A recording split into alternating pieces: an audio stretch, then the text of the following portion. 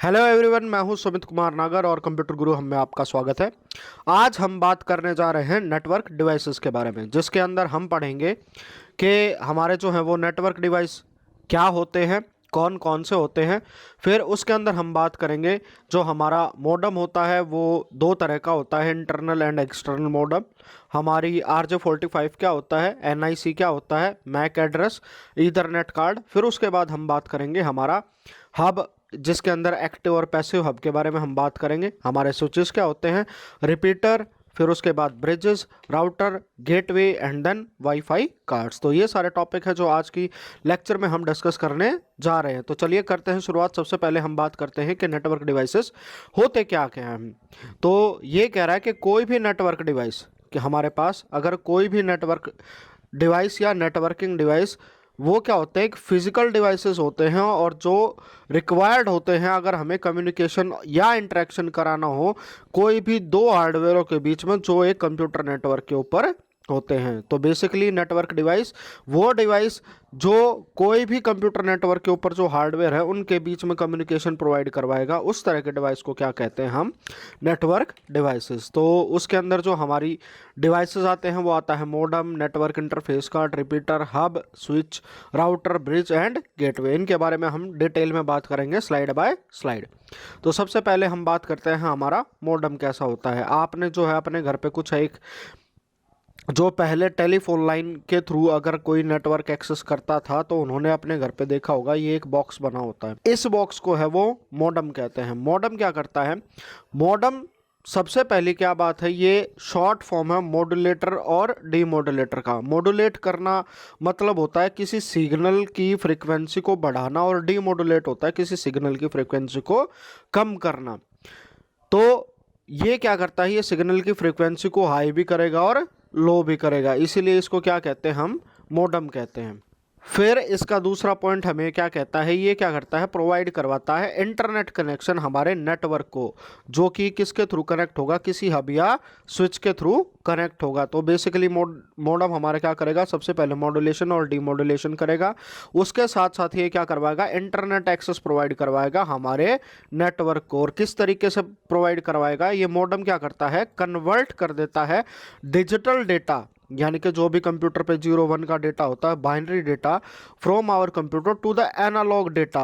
Digital data का मतलब क्या है, जो डेटा जो हमारा 0 1 की फॉर्म में होगा, जैसे यहाँ है ये 1 0 1 0, इस तरह का कोई भी डेटा होगा जो इस तरह के डेटा को कन्वर्ट कर देता है, वो किस में कर देता है, एनालॉग सिग्नल। एनालॉग सिग्नल मतलब जहाँ आपका साइनोसोडियल वेव में ऐसे कोई सिग्नल जनरेट होगा, तो इस तरह के सिग्नल में जो है ये उसको कन्वर्ट कर देता है।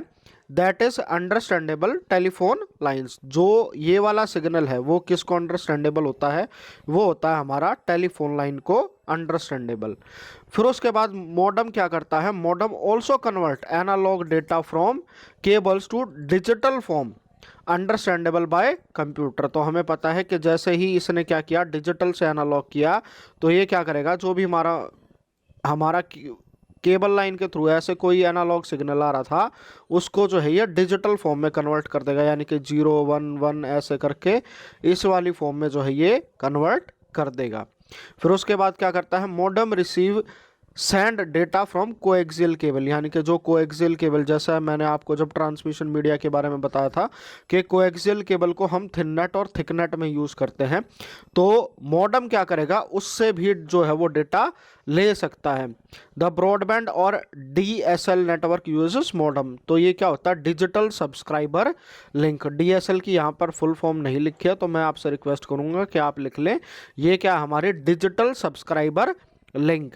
और ब्रॉडबैंड जो हम पहले यूज़ करते थे, जहाँ पर हमारा टेलीफोन होता था, टेलीफोन से वायर आती थी और उसके थ्रू जो है एक वायर हमारे मॉडेम के अंदर जाती थी, जिसकी वजह से हम जो है इंटरनेट का यूज़ कर पाते हैं। तो ये जो 90s के टाइम के बच्चे हैं जिन्होंने देखा होगा घर में जब टेलीफोन लगा होता था वायर वाला, उस टाइम पर ये जो है वो नेटवर्क यूज़ होता था। बट ये जो था करीबन 2003 के आसपास, जब से हमारे पास मोबाइल फ़ोन आने शुरू हो गए, तो उसके बाद ये जो है ये वाला कनेक्शन तो है वो बंद ही हो गया। अब भी ये जो आपको मिलेगा ये सिर्फ सरकारी ऑफिस में मिल सकता है कि आपको इस तरह के कनेक्शन पर काम हो रहा हो।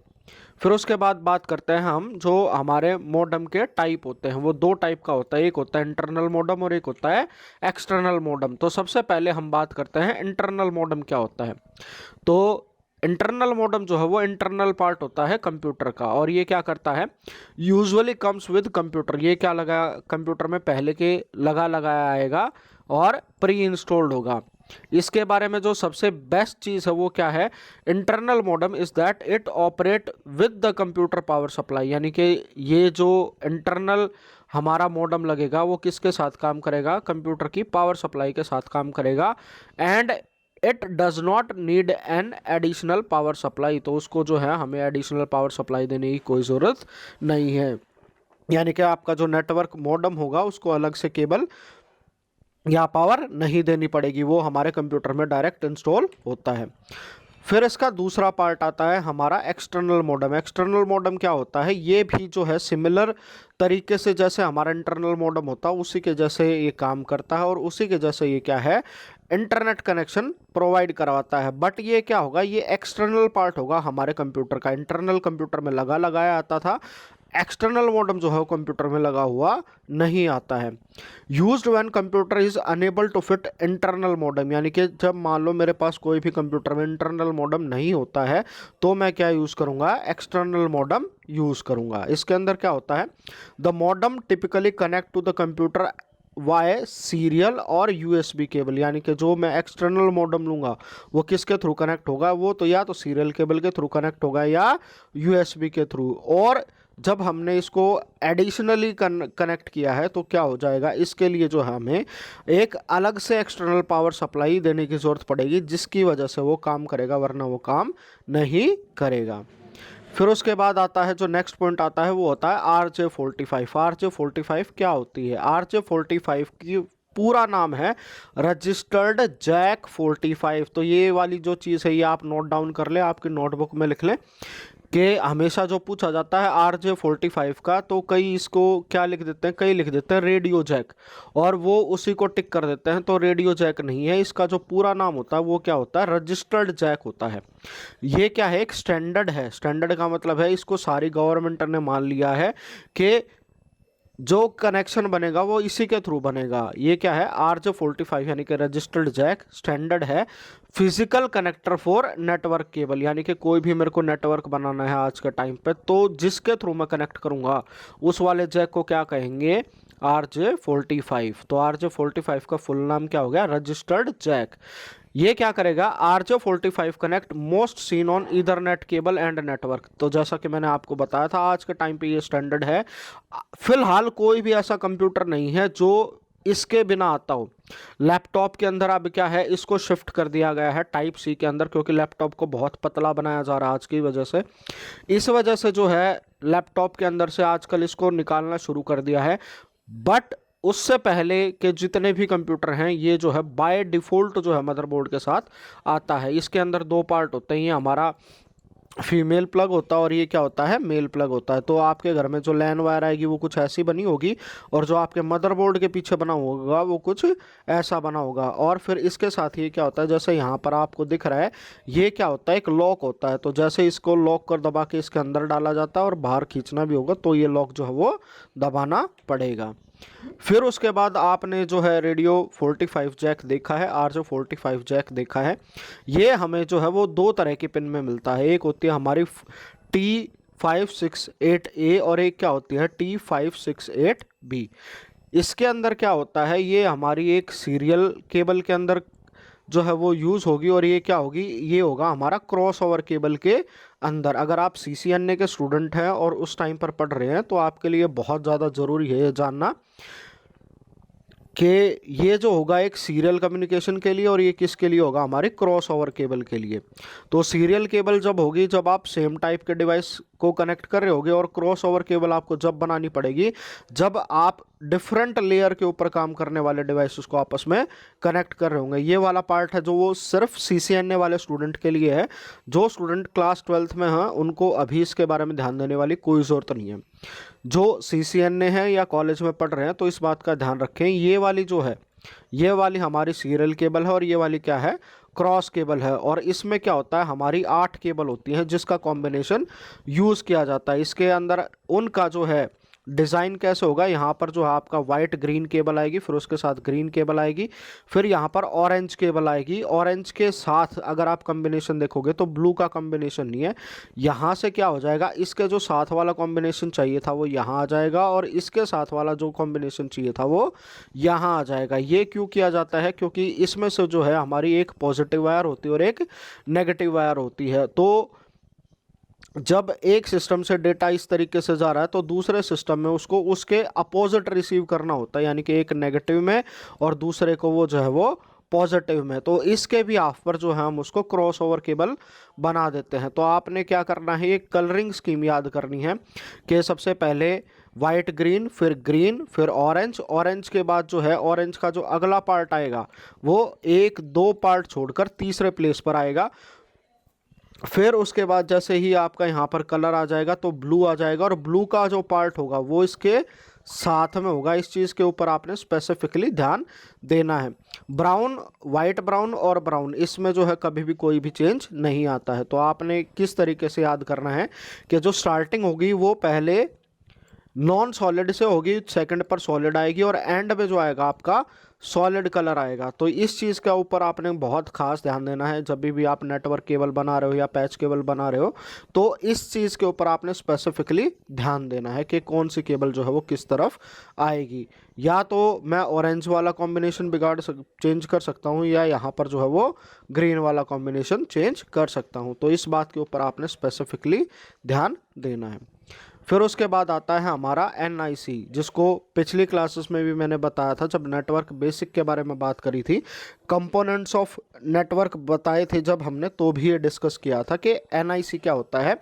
NIC हमारा होता है नेटवर्क इंटरफेस कार्ड। तो NIC क्या है, शॉर्ट फॉर्म है नेटवर्क इंटरफेस कार्ड के लिए। और क्या होता है, अगर मेरे पास कोई भी NIC नहीं है तो उसके बिना मैं किसी भी तरीके से इंटरनेट के ऊपर कनेक्ट नहीं कर पाऊंगा। और फिर क्या होता है, पिछली वाली वीडियो में भी मैंने बताया था, अब ये वाली चीज़ फिर से रिपीट कर रहा हूँ। जो NIC है वो क्या करती है, स्टोर क्या करती है, मैक एड्रेस को, मैक एड्रेस जिसको हमने बोला था media access control address of the computer. इस चीज़ के बारे में आपको स्पेसिफिकली ध्यान रखना है। मैक एड्रेस जो है वो बहुत ज़्यादा इम्पोर्टेंट होता है। और ये साथ में क्या कहती है, when you connect your computer to the internet then it uses an IP address और LAN address to identify your computer. तो NIC क्या करेगी, मैक एड्रेस स्टोर करेगी इसके अंदर जो मैक एड्रेस होता है। और जब हम कंप्यूटर के ऊपर कनेक्ट होते हैं तो हमारा IP एड्रेस यानी कि जो हमें नेट से प्रोवाइड होगा और लैन एड्रेस, इन दोनों को यूज़ किया जाएगा कंप्यूटर को आइडेंटिफाई करने के लिए। फिर बात करते हैं हमारी इंटरनल NIC के बारे में। तो इंटरनल NIC क्या होती है, वो NIC जो हमारे मदरबोर्ड के साथ अटैच होती है, जैसा कि मैंने अभी आपको बताया था कि जो हमारे मदरबोर्ड में लग जाती है और उसको लगाने के लिए मदरबोर्ड का कोई भी PCI स्लॉट होगा उसमें हम लगा देंगे। तो इस तरह की अगर कोई NIC होती है तो उसको क्या बोलेंगे, इंटरनल NIC। और ये क्या होती है, आज के टाइम पे मदरबोर्ड में प्री इंस्टॉल्ड आती है तो हमें ये अलग से लगाने की ज़रूरत नहीं पड़ती। फिर उसके बाद जो अगली आती है हमारी वो होती है एक्सटर्नल NIC। एक्सटर्नल NIC का मतलब क्या है, अगर मान लो जैसे मैं मदरबोर्ड लेके आता हूँ और उसमें वाईफाई या ब्लूटूथ नहीं है तो मुझे अगर उसको अपने सिस्टम में अलग से कनेक्ट करना होगा ताकि उसके ऊपर वायरलेस कनेक्टिविटी बनाई जाए, तो मैं क्या यूज़ करूँगा, मैं एक्सटर्नल NIC यूज़ करूँगा। और एक्सटर्नल NIC क्या होगी, वो USB के थ्रू कनेक्टेड होगी जो हमें क्या करवाएगी, वायरलेस कनेक्शन प्रोवाइड करवाएगी। तो आपने देखा होगा, नाम सुना होगा, ये वाईफाई डोंगल होता है। आप सब कहते हो कि वाईफाई डोंगल चाहिएगा तो उसके बाद कंप्यूटर पे नेट चल जाएगा।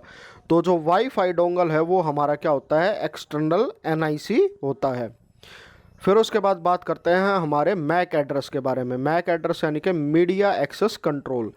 ये जब कंपोनेंट ऑफ नेटवर्क सिस्टम जब हमने डिस्कस किए थे, मैंने आपको बताया था, तो उस वाली वीडियो में मैं पहले बता चुका हूं। तो आज मैं ये चीज़ आपको एक बार फिर से रिपीट कर देते हैं और आज इसको थोड़ा सा डिटेल में कर लेते हैं। तो मैक एड्रेस क्या होता है, वो एक्चुअल में फिजिकल एड्रेस होता है। तो आपसे ये क्वेश्चन पूछा जाएगा कि फिजिकल एड्रेस क्या होता है कंप्यूटर का, तो वो क्या हो जाएगा, उसका मैक एड्रेस हो जाएगा।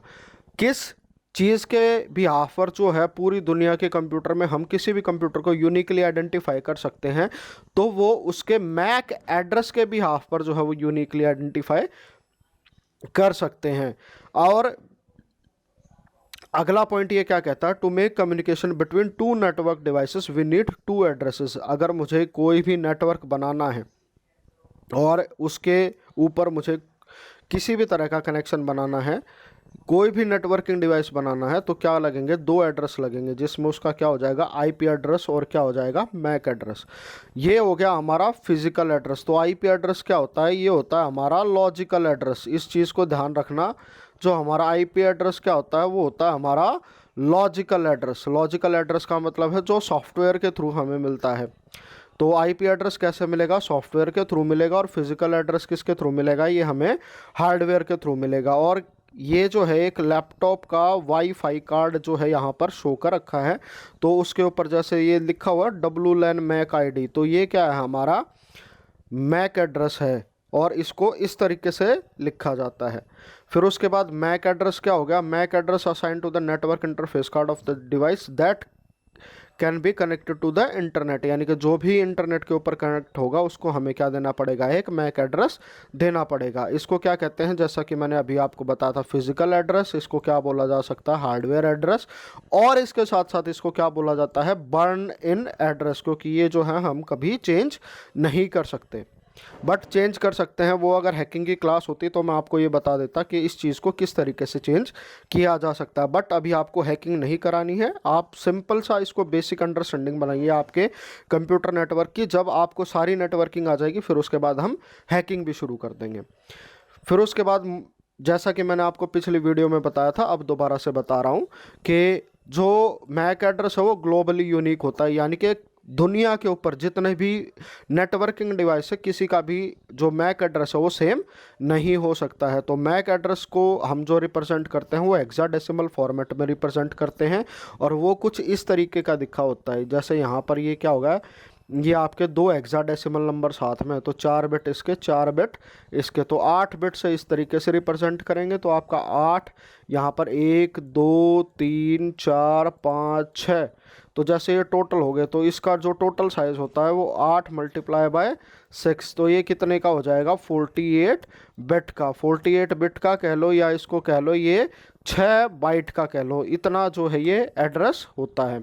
फिर उसके अंदर जो, जैसा कि अभी यहाँ पे हमने एड्रेस देखा, तो ये जो है दो पार्ट में डिवाइड होता है। ये होगी पहले 24 बिट, और ये क्या हो गया, बाद वाले 24 बिट। और इसको मैं कहूँ तो पहले 6 डिजिट और ये वाले हैं जो बाद के 12 डिजिट। तो इस तरीके से 12 डिजिट होते हैं, 48 बिट का होता है। तो ये क्या कह रहा है, जो उसका पहले 24 बिट है, वो पहले जो 24 बिट होंगे वो क्या होगा, उसका यूनिक नंबर होगा। और जो बाद वाले 24 होंगे वो उसको ये बताएंगे कि ये जो है किस कंपनी का बना हुआ है। तो इस तरीके से जो है हम 24 और 24 बिट को डिवाइडेड कर देते हैं दो पार्ट में, जिसके अंदर पहला जो हो जाएगा उसका यूनिक आइडेंटिफायर हो जाएगा, और दूसरा क्या हो जाएगा, जिससे मेरे को ये पता चल जाएगा ये किस कंपनी का है। तो इस तरीके से जो है हम जितने भी दुनिया के अंदर हर कोई डिवाइस है उसको सर्च किया जाता है, तो कि इसी बिहाफ पर सर्च किया जाता है। फिर उसके बाद जो अगला पार्ट आता है वो आता है ईथरनेट कार्ड। ईथरनेट कार्ड लैन कार्ड में कोई डिफरेंस नहीं होता, इसको NIC भी कह देते हैं। तो जैसा कि अभी मैंने बताया था कि जो भी सिस्टम में जो भी मेरे को हेल्प करेगा कोई भी ईथरनेट नेटवर्क से जुड़ने के लिए, उसको क्या कह देंगे, ईथरनेट कार्ड कह देंगे। दूसरा नाम है जो इसका NIC कार्ड है, क्योंकि दोनों सेम ही होते हैं।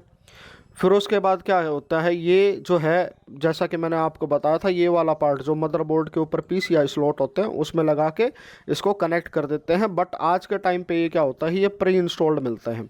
और जैसा भी जो भी NIC होगा उसके साथ साथ हमेशा क्या आएगा, एक यूनिक आइडेंटिफिकेशन नंबर आएगा, जिसको मैक एड्रेस बोला जाता है।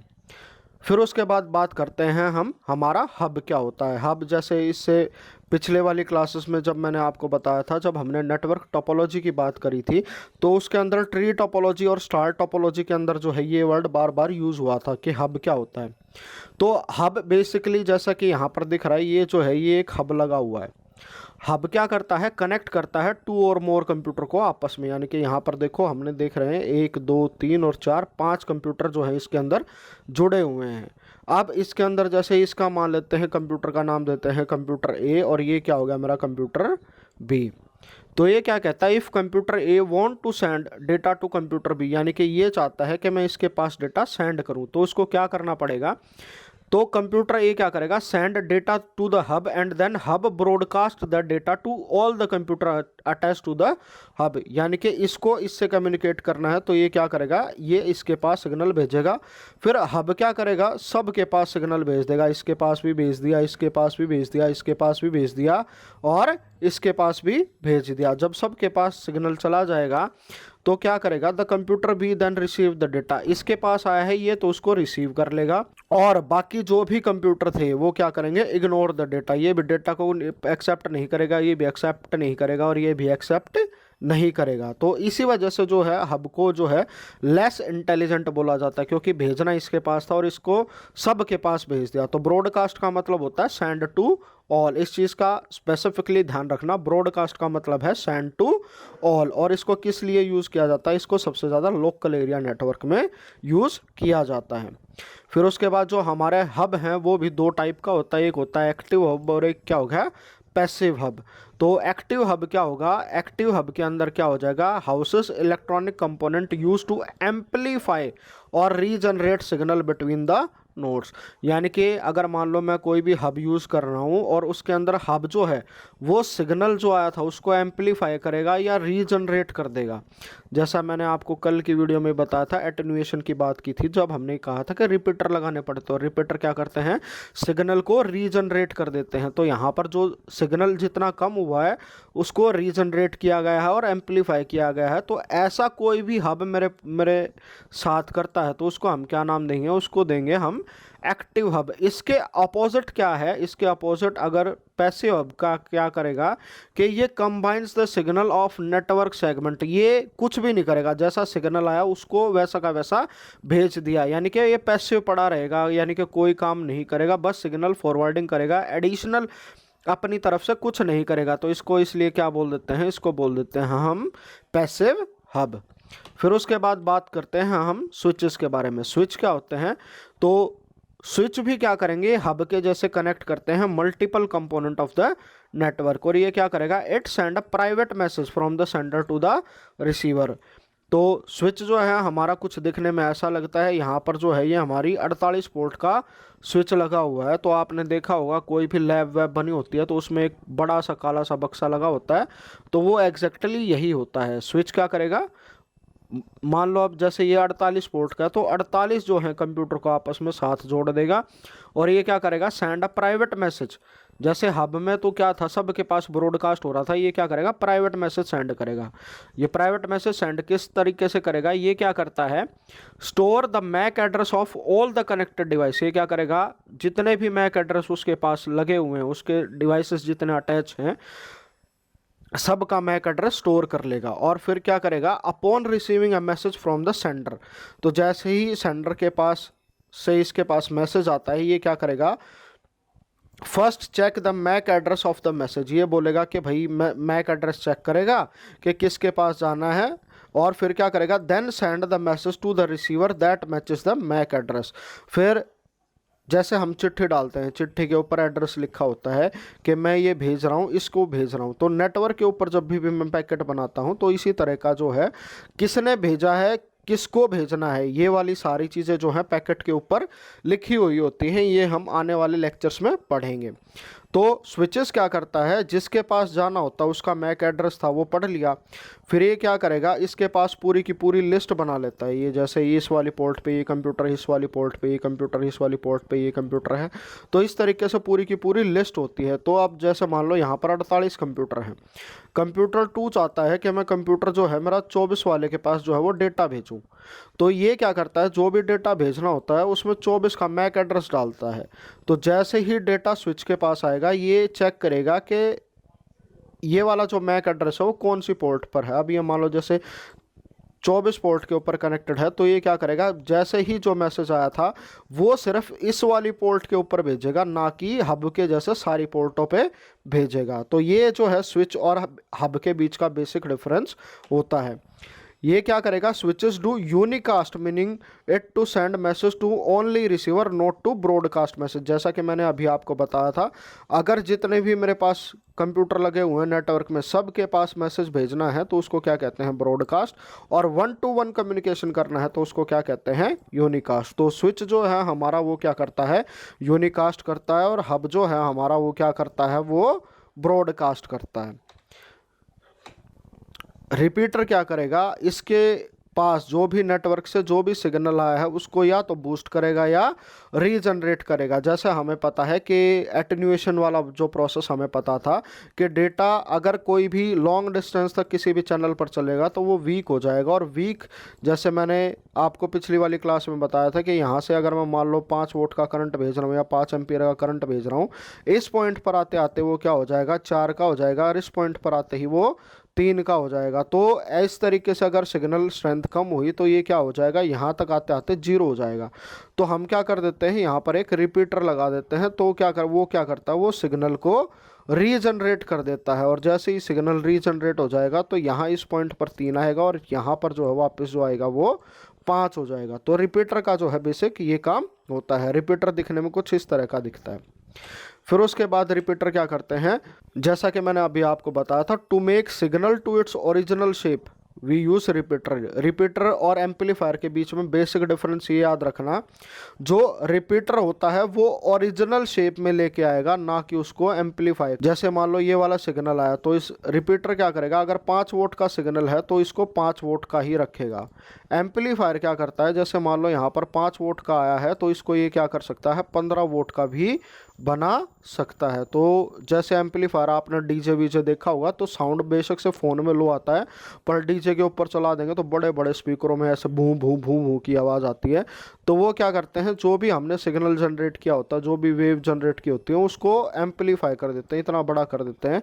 इसकी वजह से जो है वो डीजे वाला साउंड जो है वो ज़्यादा बड़ा हो जाता है। फिर इसका जो अगला पॉइंट है वो क्या कहता है कि repeater can be used in both wired and wireless network. तो ऐसा नहीं है कि वायर्ड वाले पे ही होगा, वायरलेस के ऊपर भी रिपीटर यूज होते हैं। फिर उसके बाद बात करते हैं हम हमारे ब्रिजेस के बारे में। अब जो है आपने इस बात के ऊपर थोड़ा सा ध्यान देना है, क्योंकि ये वाले सारे डिवाइस ये आपने देखे हुए हैं, ब्रिज जो है आपने देखा हुआ नहीं होगा। और ब्रिज जो होता है वो हमारे पास एक लॉजिकल डिवाइस होता है, फिजिकल डिवाइसेस होने के इसके चांसेस कम होते हैं। तो ब्रिज क्या करता है, ब्रिज एक ऐसा डिवाइस होता है दैट कनेक्ट टू लैन।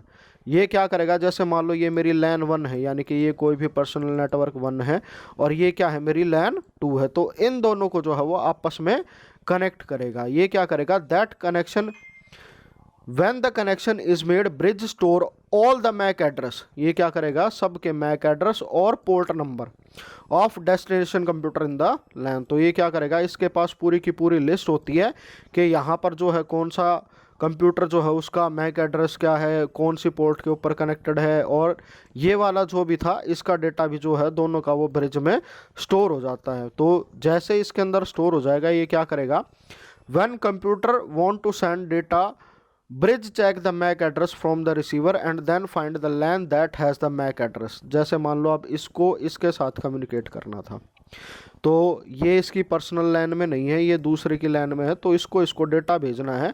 तो ये क्या करेगा, जैसे स्विच के पास डेटा आएगा, स्विच जो है इसको ब्रिज के पास भेजेगा। जैसे ही ब्रिज के ऊपर डेटा आएगा, ये क्या करेगा, उसका मैक एड्रेस चेक करेगा। तो अपनी लिस्ट में चेक करेगा कि मान लो यहाँ से कौन से वाले नेटवर्क पे कौन सा सिस्टम के पास इसको डेटा भेजना है। तो ये पूरा प्रोसेस चेक करने के बाद ब्रिज क्या करेगा, bridge transfer data to the LAN that has MAC address match. तो उसके पास भेज देगा। अब जैसे मान लो यहाँ पर हमने जो है फिगर में कम लैन दिखा रखे हैं, बट मान लो जैसे इसके अंदर भी 50 कंप्यूटर होते, इसके अंदर भी 50 कंप्यूटर होते और इसके अंदर भी 50 कंप्यूटर होते, तो ये कितनों को चेक करता, तो ये क्या करता, पूरी की पूरी लिस्ट बना देता है। मान लो यहाँ से जो भी आएगा ये चेक कर लेगा। तो ये जैसे मान लो जैसे इसको बोल देते हैं L4 में है, L4 का कौन सा कंप्यूटर है, डायरेक्ट जो है उसके पास डेटा जो है वो ब्रिज भेज देगा। और ब्रिज क्या करता है, ब्रिज क्या करेगा, हमारा broadcast the message like hub and repeater. तो ये क्या करेगा, ब्रॉडकास्ट करता है मैसेज के लिए। फिर उसके बाद ब्रिज में क्या होता है, ब्रिज में collisions do not occur, bridge में कोलिजन नहीं होते। और bridge is an intelligent device. Intelligent device क्यों है, क्योंकि ये खुद की लिस्ट मेंटेन कर रहा है, सारा जो डेटा है वो ब्रॉडकास्ट नहीं कर रहा है। तो यहाँ पर जो है एक चीज़ जो गलत लिखी गई है उसको आप करेक्ट कर ले, bridge does not broadcast the message like hub and repeater. यहाँ पर जो है वो डज नॉट जो है वो रह गया, तो आप उसको जो है वो ऐड कर ले अपनी तरफ से। जानबूझकर मैंने इसीलिए लिखा है कि आप इसको ध्यान से सुनेंगे और तभी आपको पता चलेगा, वरना आप बिना अगर ध्यान नहीं दे रहे होंगे तो ये वाली मिस्टेक होने के सबसे ज़्यादा चांसेस आपके रहेंगे। फिर उसके बाद ब्रिज के अंदर और जो हम बात करते हैं, ये क्या करता है, bridge connect to similar network. इसके बारे में ध्यान रखना, जो ब्रिज है वो सिमिलर नेटवर्क को ही कनेक्ट करेगा, but not connect network that are different. ये चीज़ बहुत ज़्यादा ज़रूरी है, इस चीज़ के ऊपर ध्यान दे देना, क्योंकि जैसे आपको ये लग रहा है ना, ब्रिज और गेटवे दोनों के अंदर कोई डिफरेंस नहीं है, दोनों के अंदर बेसिक डिफरेंस ही होगा। जो ब्रिज है वो सिमिलर टाइप ऑफ नेटवर्क को कनेक्ट करता है और जो गेटवे है वो डिफरेंट टाइप ऑफ नेटवर्क को कनेक्ट करता है। तो बेसिक डिफरेंस दोनों के बीच में यही है, ब्रिज और गेटवे का। बहुत आपके मैं क्या कहूँ, कुछ एक वीडियो दूसरे टीचर्स ने भी बनाया है, उनका खुद का कंसेप्ट ये वाला क्लियर नहीं है कि ब्रिज और गेटवे में क्या फ़र्क होता है। तो इस बात के ऊपर आप स्पेसिफिकली ध्यान दें। तो जैसे जो ब्रिज है वो सिमिलर नेटवर्क को जोड़ेगा और गेटवे जो होता है वो डिफरेंट नेटवर्क को जोड़ता है। फिर उसके बाद क्या होता है, bridge is slower device and expensive also. जैसे पूरा का पूरा नेटवर्क मैनेज करेगा तो ये क्या होता है, थोड़ा सा एक्सपेंसिव हो जाएगा और चेकिंग होगी तो थोड़ा सा स्लो भी हो जाएगा। फिर उसके बाद जो अगला डिवाइस आता है वो आता है हमारा राउटर। आई एम श्योर आपने अपने घर के आसपास ये वाला जो डिवाइस है वो देख रखा है, तो इसको जो है वो राउटर कहते हैं। तो राउटर बेसिकली क्या करता है, राउटर क्या करेगा, controls the traffic of the network. तो सबसे जैसे हमारा जो ट्रैफिक हवलदार होता है, तो हमारा राउटर भी जो है वो बिल्कुल उसकी तरह ही होता है। ये क्या करेगा, कनेक्ट टू सिमिलर और डिसिमिलर नेटवर्क, यानी कि दो अगर सेम जैसे नेटवर्क हैं उसको भी कनेक्ट कर सकता है, अगर डिफरेंट है तो उसको भी कनेक्ट कर सकता है। और ये क्या करता है, काम करता है लैन में भी और वैन में भी। तो दोनों के बीच में अगर मान लो मुझे लैन और वैन कनेक्ट करनी है तो मुझे कौन से डिवाइस की ज़रूरत पड़ेगी, मुझे राउटर की ज़रूरत पड़ेगी। As a router is used in WAN, so it is more expensive than any other network device। तो जैसे आपका राउटर जो है उसको WAN में यूज़ करना है, यानी कि वाइड एरिया नेटवर्क में यूज़ करना है, तो इसकी कॉस्ट जो है बाकी डिवाइसेस से सबसे ज़्यादा होती है। और ये क्या करता है, कनेक्ट करता है LAN को और WAN नेटवर्क को। फिर उसके जो एडिशनल पॉइंट आते हैं राउटर के, तो इसका जो मेन पर्पस जैसे मैंने आपको बताया था, ये क्या करता है, फाइंड करता है congestion free path and then travels data through the path. अब जैसे अभी कंजेशन फ्री का मतलब तो आपको समझ में नहीं आएगा। कंजेशन फ्री का मतलब ये समझना कि जैसे मान लो मैं कोई भी नेटवर्क बना देता हूँ यहाँ पर, और यहाँ पर जैसे मान लो 500 डिवाइस कनेक्टेड है इस तरफ, और फिर ये क्या है, यहाँ पर जो है इसके बीच में भी 500 डिवाइस कनेक्टेड है, और बीच में एक नेटवर्क है जिसके ऊपर 1000 डिवाइसेस कनेक्टेड हैं। तो जैसा कल हमने टोपोलॉजी की बात करी थी कि अलग अलग जो प्लेसेस होते हैं वहाँ पर हमारे अलग अलग तरह के डिवाइसेस होते हैं। अब जैसे मान लो कोई भी सर्वर मेरा एक इंडिया में है, ये यूएस में है, ये कहीं मान लो अफ्रीका में है। अब तो क्या करना होता है, तो जैसे मान लो कोई भी डेटा है वो यहाँ भेजना होता है हमें, जैसे मान लो इंडिया से यूएस भेजना है, बट जो डायरेक्ट लिंक है इंडिया और यूएस के बीच में, ये इसमें क्या है, कंजेशन है, यानी कि यहाँ पर कोई भी बहुत सारी नेटवर्क नोड फेल हो रही है तो डेटा नहीं जा पा रहा है। तो उस टाइम पर राउटर क्या करेगा, राउटर मेरा इसके थ्रू जो है कम्युनिकेशन ना करके वो मान लो अफ्रीका के सर्वर से और फिर अफ्रीका से यहाँ से इस वाले पाथ के थ्रू कनेक्ट करेगा। तो ये क्या होता है, कंजेशन का मतलब होता है जहाँ पर भीड़ भाड़ हो जाए। तो इस तरह का जो काम है वो राउटर करता है। ये अभी जो है आपके लिए थोड़ा सा हैवी वर्ड हो जाएगा, क्योंकि अभी हम इनके बारे में पढ़ रहे हैं, अभी हमने नेटवर्क को पूरी तरीके से पढ़ा नहीं है। तो बेसिक चीज़ आप ये समझिए कि जैसे हमारे पास हाइब्रिड या मैं कहूँ फुल्ली कनेक्टेड जो था टोपोलॉजी थी, उसके अंदर जो हमारा हर एक राउटर होता है वो दूसरे राउटर से कनेक्टेड होता है। तो जो ये वाला जो है, तो राउटर क्या काम करेगा, उसमें से मान लो अब बहुत सारे सिस्टम आपस में कनेक्ट हो गए, तो बेस्ट पार्ट ढूंढेगा कि कोई भी अगर मेरे को पैकेट एक सिस्टम से दूसरे सिस्टम पे ले जाना है तो सबसे जल्दी कौन से वाले पाथ पर पहुंचेगा, तो उसके लिए जो है सो सारा काम क्या है वो राउटर करता है। तो राउटर क्या करेगा, congestion free path means where packet and data are less. जैसा कि मैंने अभी आपको बताया था कि यहाँ पर जो है मान लो ट्रैफिक ज़्यादा है, और जैसे आप जाम की सिचुएशन अगर को आपको मैं बताऊं, अगर कहीं पर जैम लग जाता है तो ये क्या करेगा, जैसे आपका गूगल मैप होता है तो वो क्या ढूंढता है, वो जैसे कहीं पर जाम लगा हुआ है तो आपको दूसरे रूट से जाने की सलाह देता है। तो राउटर भी जो है वो हमारा जब नेट के ऊपर कम्युनिकेशन करता हूँ तो उसका गूगल मैप होता है, तो ये बताता है कि भाई यहाँ पर कंजेशन है, यहाँ पर जैसे भीड़ भाड़ है या जैम लगा हुआ है, तो आप इसके बजाय ये वाला पाथ जो है वो चूज़ कर लीजिए। फिर जैसा कि मैंने आपको बताया था, जो राउटर है वो दो नेटवर्क जो बहुत लंबी दूरी पर हैं उनको आपस में कनेक्ट कर देता है। जैसे मान लो कोई मेरा एक नेटवर्क यूएस में है और दूसरा जो है इंडिया में है, तो इतने लंबे कनेक्शन को अगर कोई कर पाता है तो वो राउटर कर पाता है। फिर उसके बाद क्या करता है, राउटर के ऊपर डेटा ट्रांसमिशन रेट है वो बहुत ज़्यादा हाई होती है। फिर जैसा कि मैंने आपको बताया था, जैसे गूगल मैप एल्गोरिदम यूज़ करता है वैसे ही हमारा राउटर जो है वो अलग अलग कंजेशन कंट्रोलिंग एल्गोरिदम जो है वो यूज़ करता है।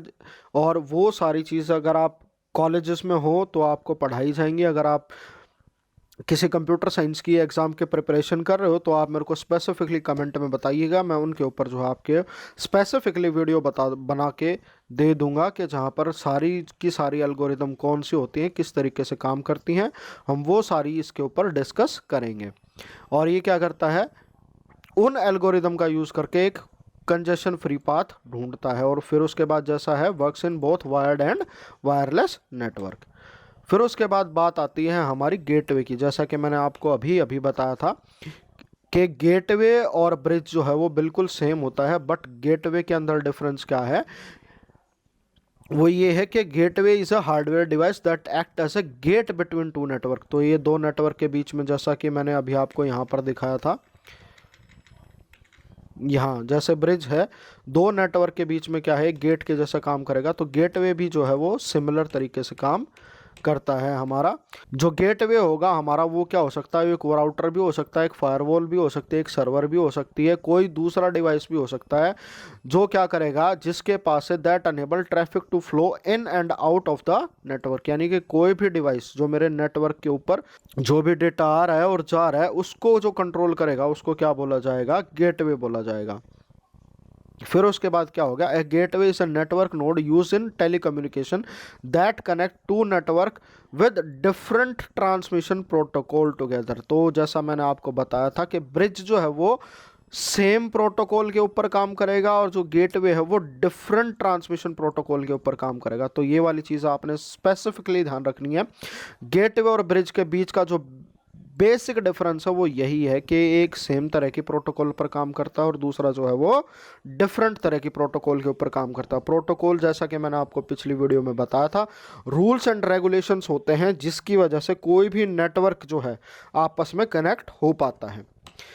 फिर उसके बाद जो राउटर है मोस्टली जो है उसको यूज़ किया जाता है एज ए गेटवे, जो कि हमारे होम नेटवर्क होते हैं। तो वो क्या करता है, allow computer within local network to send receive data over the internet. तो जैसे ही मैंने आपको बताया था कि राउटर जो है दो डिफरेंट नेटवर्क को लैन को वैन से जोड़ देता है। तो यानी कि वो क्या हो गया, दोनों लैन और वैन के बीच का गेट हो गया। तो उस टाइम पे मेरा राउटर जो है वो गेटवे के जैसा काम करेगा। फिर उसके बाद जो अगला पॉइंट आता है वो ये कहता है कि फायरवॉल भी जो है मेरी, वो क्या है, एक तरह का गेटवे है। वो क्या करेगी, फिल्टर करती है इनबाउंड यानी कि जो भी ट्रैफिक मेरे पास आ रहा है, एंड आउटबाउंड ट्रैफिक यानी कि जो भी मेरे सिस्टम से बाहर नेटवर्क जा रहा है, जो भी डेटा जा रहा है, डिसअलाउइंग इनकमिंग डेटा फ्रॉम सस्पिशियस और अनऑथराइज सोर्सेस। यानी कि मान लो कोई भी ऐसा मेरे पास किसी के साथ कम्युनिकेशन हो रहा है जिसके साथ मैं चाहता था कि कम्युनिकेशन ना हो, यानी कि मान लो जैसे ये मेरा कंप्यूटर है और यहाँ एक कंप्यूटर है, तो मैं इसके और इसके बीच में कम्युनिकेट कर रहा हूँ। अब मान लो जैसे कोई थर्ड कंप्यूटर आ गया है, ये आके इसको डेटा भेजता है, तो फायरवॉल जो है उसको अलाउ नहीं करती है, वो सिर्फ इसका जो है डेटा अलाउ करेगी, इसका डेटा अलाउ नहीं करेगी। फिर जो अगली जो चीज़ आती है, अगर इसी को अगर हायर लेवल पर किसी इंस्टीट्यूशन में या किसी बड़े हॉस्पिटल में या किसी, मैं कहूँ ऐसा इंस्टीट्यूट जहाँ पर 500 या 1000 के आसपास सिस्टम होते हैं, तो वहाँ पर जो है प्रॉक्सी सर्वर होता है। प्रॉक्सी सर्वर क्या करता है, कन्वर्ट करता है लोकल आईपी एड्रेस और ग्लोबल आईपी एड्रेसेस के बीच में। तो प्रॉक्सी सर्वर है बहुत लेट आएगा आपके सिलेबस में, तो आपको सिर्फ प्रॉक्सी सर्वर की डेफिनेशन अगर आपको आती है तो वो कमेंट में लिख देनी है, अगर नहीं आती है तो वो लिखना, वो मैं आपको बताऊंगा। तो प्रॉक्सी सर्वर भी क्या है, हमारा एक दूसरे तरह का गेटवे होता है, और वो क्या करे होता है, हमारा combination of hardware and software. तो जो प्रॉक्सी सर्वर है वो सॉफ्टवेयर भी हो सकता है या ऐसा डिवाइस हो सकता है जो स्पेसिफिकली उसको असाइन किया गया हो, और ये क्या करता है, फिल्टर करता है ट्रैफिक बिटवीन टू नेटवर्क, दो नेटवर्क के बीच का ट्रैफिक जो वो फिल्टर करेगा। तो प्रॉक्सी सर्वर जैसे प्रॉक्सी कन्वर्जन का काम करता है, तो मैं चाहूँगा कि आप इसकी जो डेफिनेशन है उसको सर्च करें और ध्यान से कमेंट करें। फिर उसके बाद जो हमारा लास्ट नेटवर्किंग डिवाइस आता है वो आता है वाईफाई कार्ड। आपने ऐसा जो है अपने घर में देखा होगा, किसी का कंप्यूटर पर लगा हुआ होगा, ये चांसेस हैं कि आपने देखा हो या ना भी देखा हो। तो वाईफाई को दूसरे नाम से जाना जाता है, तो वो क्या होता है, इसका जो फुल फॉर्म होती है वो होती है वायरलेस फिडेलिटी। तो वायरलेस फिडेलिटी को क्यों यूज़ करता हूँ, ये क्या करता है, कनेक्ट डिफरेंट डिवाइसेस वायरलेसली। तो जैसे ही हमें पता है वाईफाई क्या करेगा, डिवाइसेस को कनेक्ट करेगा बिना वायर के, और किसके अंदर कनेक्ट करेगा, वो करेगा लैन के अंदर। फिर हमारा जो वाईफाई कार्ड है वो क्या करता है, by using wifi users can download files, photos, video conference and chatting. तो हमें पता है कि वाईफाई के थ्रू होके हम ये सारी चीज़ें कर सकते हैं। और इसके साथ साथ the physical area which provide internet access to the device is known as wifi hotspot. तो मेरे हिसाब से इसके ऊपर जो है मुझे ज़्यादा बताने की ज़रूरत है नहीं, जहाँ पर वाईफाई हॉटस्पॉट का नाम आ गया।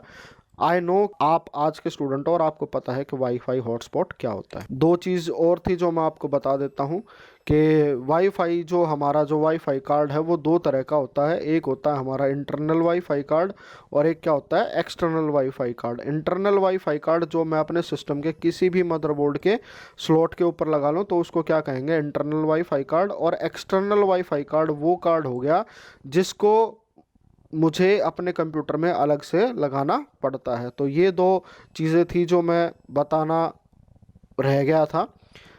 तो आज की वीडियो में इतना ही।